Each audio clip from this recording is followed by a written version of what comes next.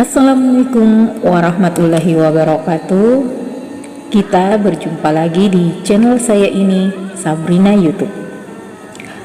Apa kabar kalian semua?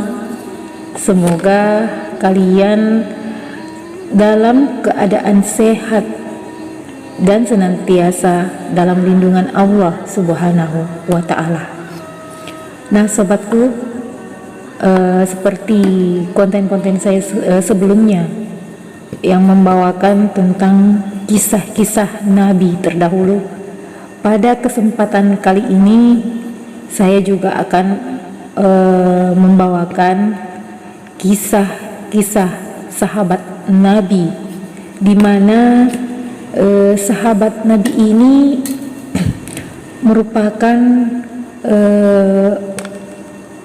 orang dari kalangan yang bisa dikatakan miskin.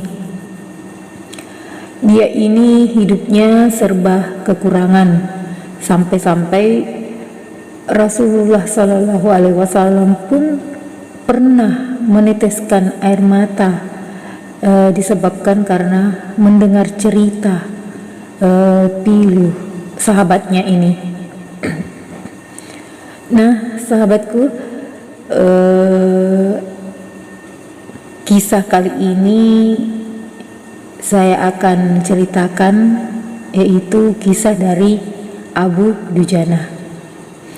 Abu Dujana ini adalah salah satu sahabat Nabi yang sangat taat kepada Allah Subhanahu wa Ta'ala.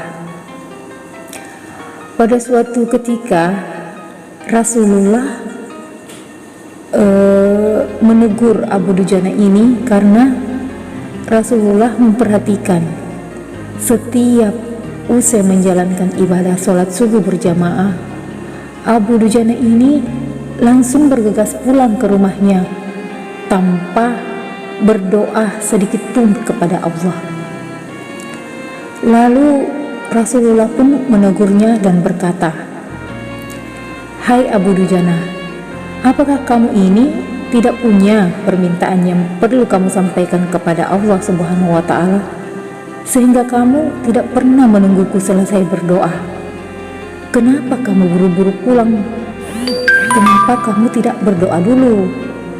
Lalu si Abu Dujana ini pun langsung menjawab kepada Rasulullah, "Ya Rasulullah, saya punya alasannya." Lalu Rasulullah bertanya kembali, "Apa alasanmu? Kenapa? Coba kamu utarakan kepadaku." Nah, di saat itulah Abu Dujana menceritakannya kepada Rasulullah. "Begini ya Rasulullah, rumah saya itu berdampingan persis dengan rumah seorang laki-laki.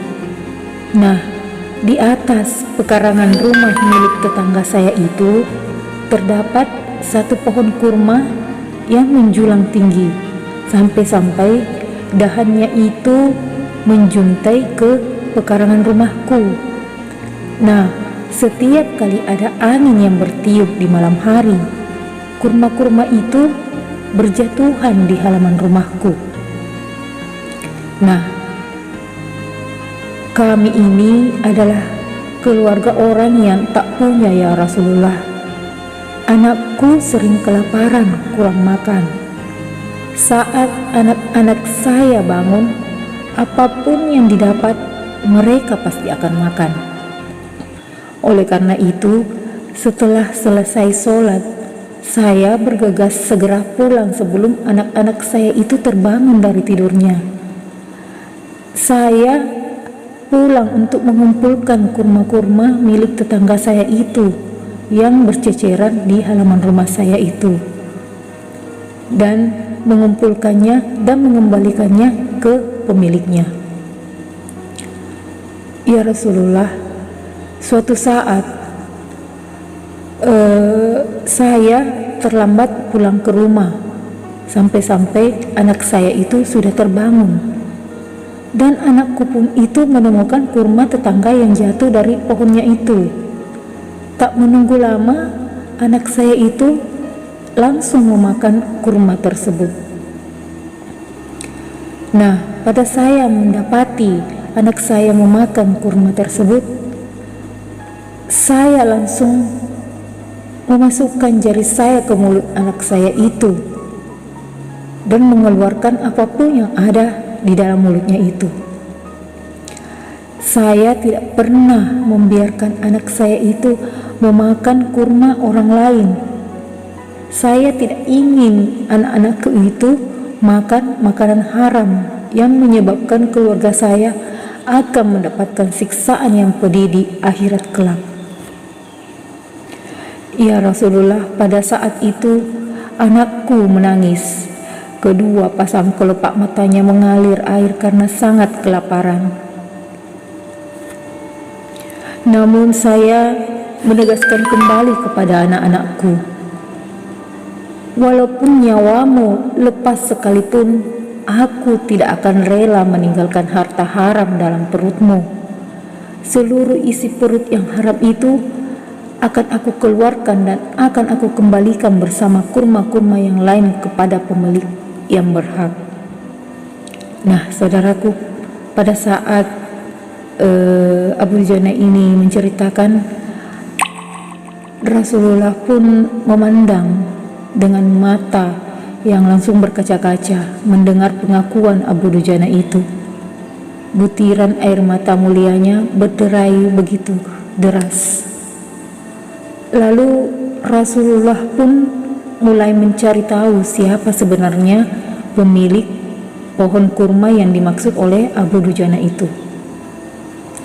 Dan saat itu Abu Dujana pun menjelaskan bahwa pohon kurma tersebut milik seorang laki-laki munafik. Nah, tanpa basa-basi, Nabi Muhammad SAW mengundang pemilik pohon kurma tersebut dan menawarkan pohon kurma dengan harga yang sangat tinggi. Lalu Rasulullah berkata kepada si pemilik kurma itu, "Bisakah tidak jika aku minta kamu menjual pohon kurma yang kamu miliki itu? Aku akan membelinya dengan 10 kali lipat dari pohon kurma itu sendiri." Pohonnya terbuat dari batu samrud berwarna biru yang disirami dengan emas merah, tangkainya dari mutiara putih. Di situ tersedia bidadari yang cantik jelita sesuai dengan hitungan buah kurma yang ada. Itu kata Rasulullah.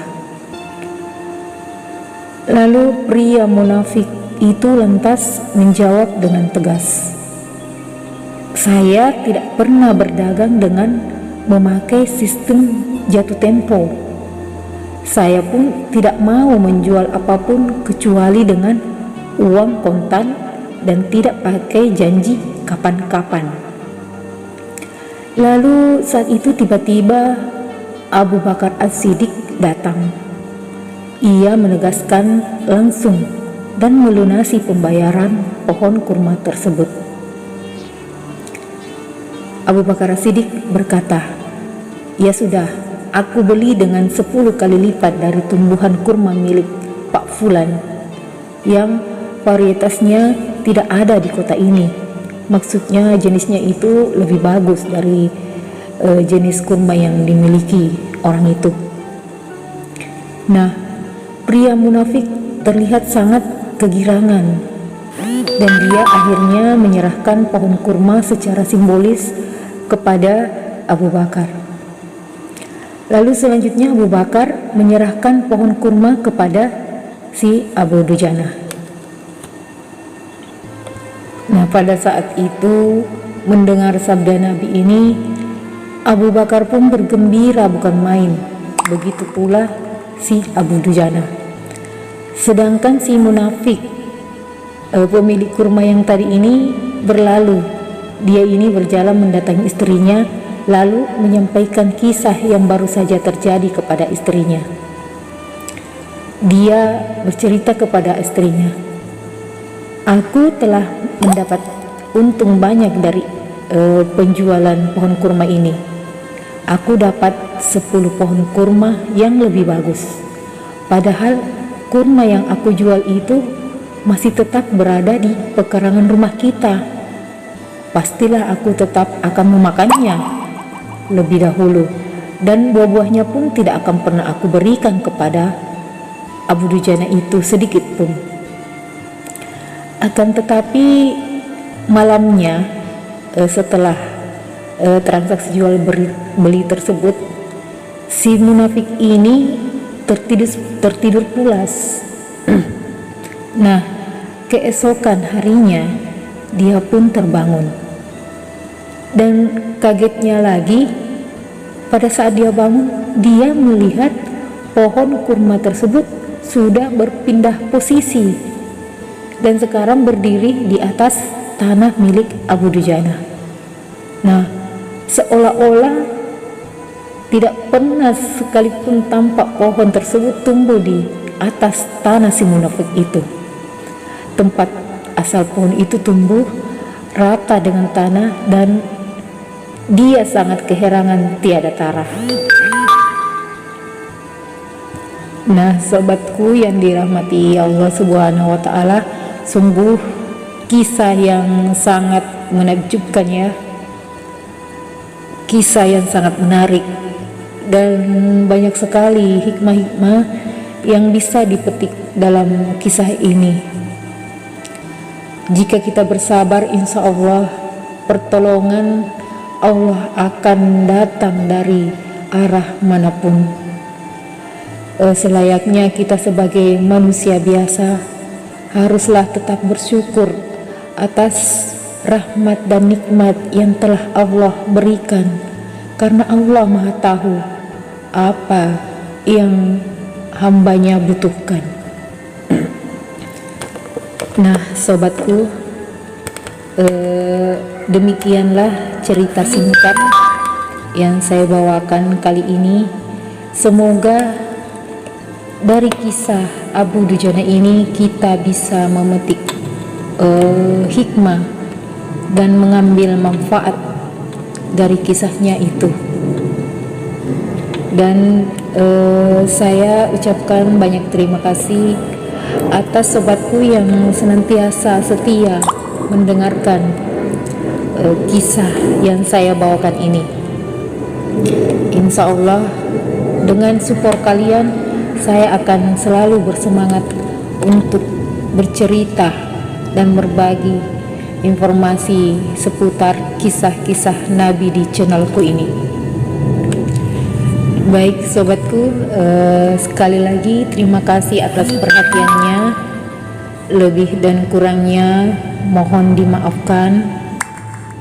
Insya Allah kita bertemu lagi di konten saya selanjutnya, tentunya masih seputar kisah-kisah Nabi yang tentunya masih banyak di antara kita yang belum mengetahuinya. Baik, tapi sebelumnya saya mohon kiranya bisa mensedekahkan ke saya, klik like dan subscribe-nya, serta share dan bunyikan lonceng notifikasi channel saya ini agar kalian tidak ketinggalan dengan konten-konten saya selanjutnya yang saya akan bawakan nanti. Baik, dengan ucapan assalamualaikum, saya akhiri perjumpaan kita kali ini.